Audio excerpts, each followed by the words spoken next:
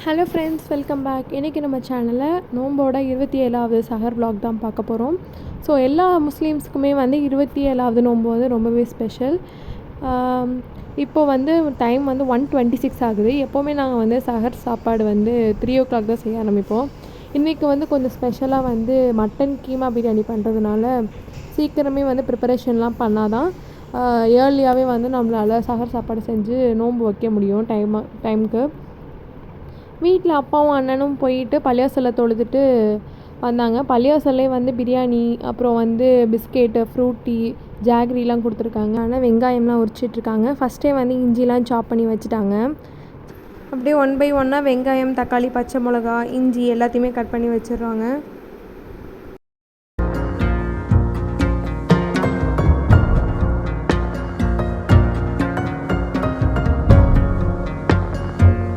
So இந்த side புதினாவும் மல்லியும் வந்து ஆஞ்சு கொடுக்கன்னு நான் வந்தேன். எங்கள் அம்மா கொஞ்சம் ஹெல்ப் பண்ணலான்னு சொல்லிட்டு நிறைய புதினா மல்லி வந்து அழுகிருந்துச்சு. ஸோ நல்ல இலையாக பார்த்து எடுத்து வைக்க கொஞ்சம் லேட் ஆகிடுச்சு. புதினா வந்து நல்ல இலையாக தான் எடுத்து வைக்கணும். கொஞ்சம் பூச்சி பிடிச்ச மாதிரி அதெல்லாம் வந்து எடுத்து வைக்கக்கூடாது.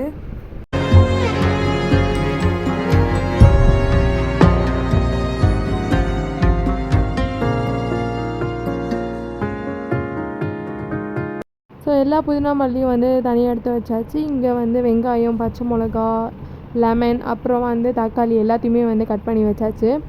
ஸோ இஞ்சியும் பூண்டும் வந்து உரித்து க்ளீன் பண்ணி எடுத்து இஞ்சி பூண்டு பேஸ்ட்டுக்கு வந்து ரெடி ஆயிடுச்சு.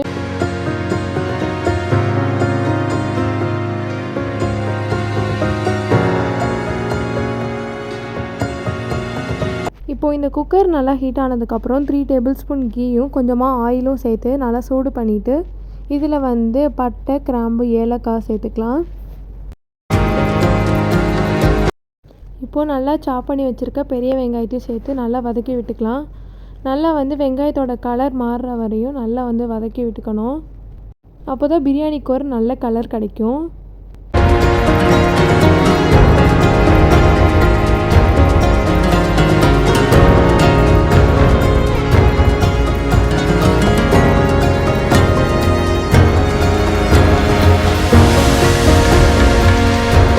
இப்போது 3/4 கிலோ அரிசியை போட்டு நல்லா வந்து ஊற வச்சுக்கலாம். நாங்கள் வந்து 3/4 கிலோ சீரக சம்பா அரிசி எடுத்துருக்கோம். இது வந்து 4 பேருக்கு கரெக்டாக இருக்கும்.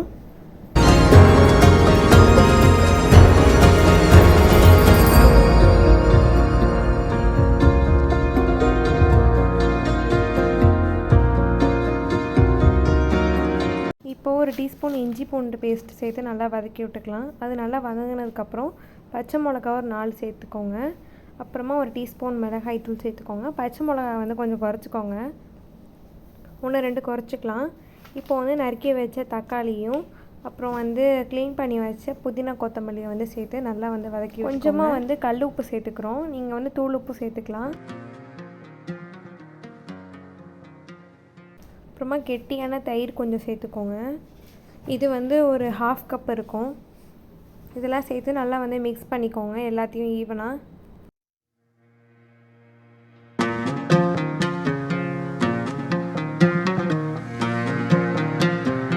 இப்போ மசாலா எல்லாமே வந்து நல்லா மிக்ஸ் ஆகிடுச்சு. இப்போது நம்ம மட்டன் கீமா வந்து சேர்த்துக்கலாம். கடையில் கேட்டாலே வந்து நல்லா மட்டனை வந்து கொத்தி தருவாங்க. ஸோ அதான் மட்டன் கீமா. அதை வந்து இந்த மசாலா போட்டு நல்லா மிக்ஸ் பண்ணிக்கலாம். இப்போது வந்து பிரியாணி மசாலா இருக்குல்ல, அதை வந்து ஒரு 3 tablespoon வந்து போட்டுக்கலாம். பிரியாணி மசாலாவோட வீடியோ லிங்க் வந்து நான் கீழே டிஸ்கிரிப்ஷனில் தரேன், செக் பண்ணி பாருங்கள். நம்ம வீடியோவில் ஆல்ரெடி அப்லோட் பண்ணியிருக்கோம். ஸோ இதை சேர்த்து நல்லா மிக்ஸ் பண்ணிக்கலாம்.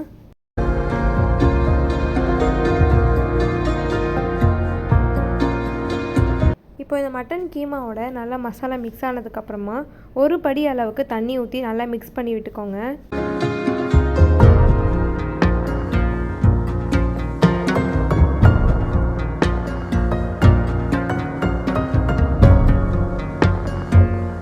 இப்போ உப்பு சரியாக இருக்கான்னு பார்த்துட்டு 1 லெமன் ஜூஸை வந்து நம்ம இதோட சேர்த்துக்கலாம். சேர்த்துட்டு நல்லா வந்து மிக்ஸ் பண்ணிவிட்டு குக்கரில் வந்து ஒரு 2 விசில் வந்து நல்லா மூடி வச்சுருங்க.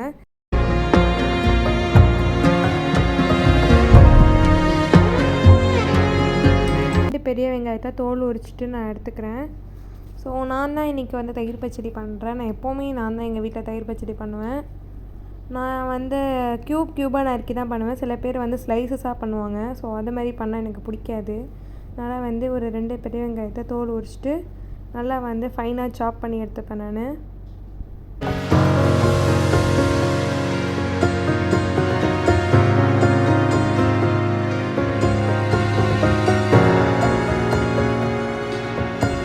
சைடு யூஸ் பண்ண எல்லா பாத்திரத்தையுமே வந்து எங்கள் அம்மா கழுவி வச்சிட்டு இருந்தாங்க. ஸோ அதை ஒரு கிளிப் எடுத்தேன் நான். ஸோ அப்புறம் தான் வந்து நான் திரும்ப சாப் பண்ண வந்தேன்.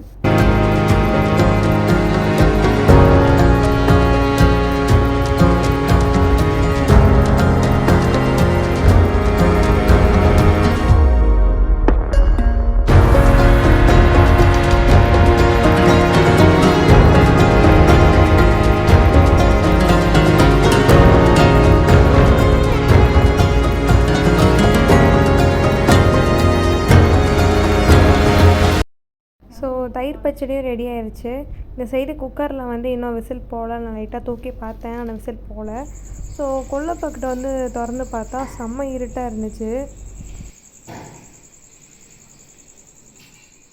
ஸோ கொல்லை பக்கெட்லாம் கொஞ்சம் வீடியோ எடுத்துகிட்டு வந்து பார்த்தா குக்கரில் வந்து நல்லா விசில் போயிருந்துச்சு. ஸோ செம்மையாக வந்து மட்டன் கீமாலாம் நல்லா வெந்து இருந்துச்சு. ஸோ அரிசியும் இங்கே நல்லா வந்து கழுவி வச்சுட்டாங்க. பாருங்கள், அங்கே கொஞ்சம் பீஸாக தெரியுதுல, அதெல்லாம் வந்து மட்டன் கீமா தான். இப்போது மசாலா தண்ணி நல்லா கொதிச்சதுக்கப்புறமா நம்ம வந்து வாஷ் பண்ணி எடுத்துருக்க அரிசியை வந்து சேர்த்துக்கலாம். அரிசியை வந்து கம்ப்ளீட்டாக சேர்த்து முடித்ததுக்கப்புறமா ஒரு கரண்டியை வச்சு பொறுமையாக கிண்டி விடுங்க.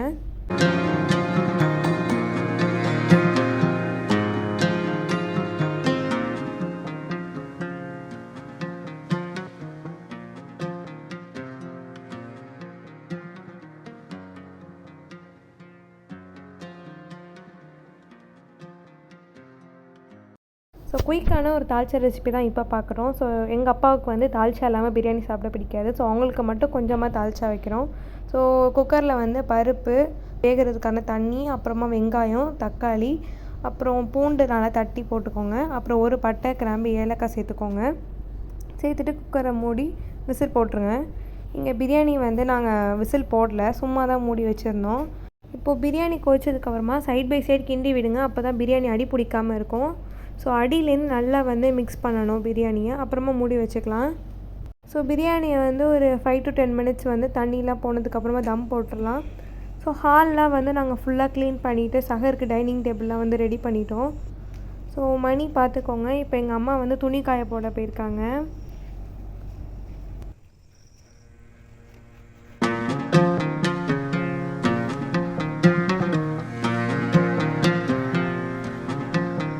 இப்போ அலுமினியம் ஃபாயில் போட்டு தான் நாங்கள் தம் போட்டிருந்தோம். பிரியாணி சூப்பராக ரெடி ஆகிடுச்சு. அரிசிலாம் செம்மையாக வெந்து சூப்பராக செம்ம ஃப்ளேவர்ஃபுல்லாக நல்ல மணமாக இருந்துச்சு.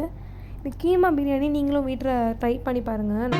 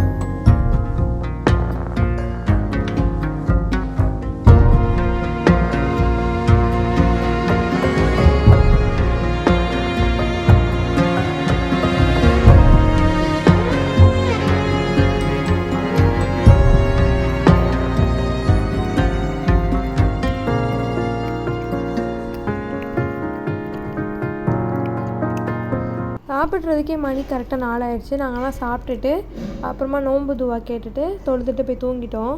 தேங்க்ஸ் ஃபார் வாட்சிங். இந்த வீடியோ பிடிச்சிருந்தால் லைக், ஷேர், சப்ஸ்கிரைப் பண்ணுங்கள் ஃப்ரெண்ட்ஸ்.